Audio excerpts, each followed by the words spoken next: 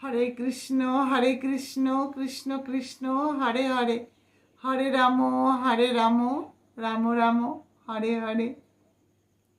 ভগবান বলেছেন, আমি তোমার দিকে সাহায্যের হাত বাড়িয়েই রেখেছি, তুমি শুধু একটিবার হরে কৃষ্ণ বলে আমায় স্মরণ করো।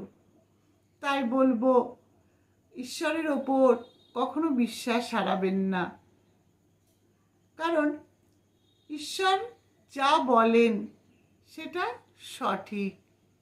তাই ঈশ্বর কাউকে নিরাশ করেন না।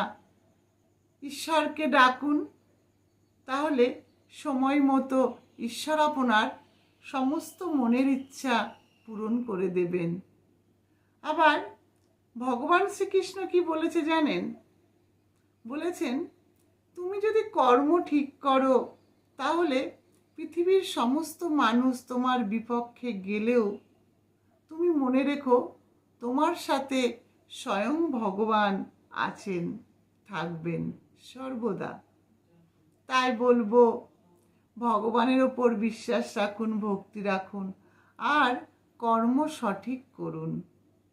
কর্ম সঠিক করলে কি হবে? হয়তো পাশের মানুষ দুটো বাজে কথা বলবে, খারাপ কথা বলবে। কেন বলবে? তারা তো সব কথা বোঝে না, জানে না। কারণ মানুষের কাজ হলো অন্য মানুষকে কি করা? হিংসা করা, খারাপ কথা বলা। তাই যে সকল মানুষ আপনার কখনোই ভালো চায় না, তাদের কথা কান দেবেন না। আপনি আপনার কর্ম সঠিক করুন, ভগবানকে সাথে পাবেন। আর ভগবানকে সাথে পেলে এই পৃথিবীর কোনো শক্তি নেই আপনাকে কি করবে?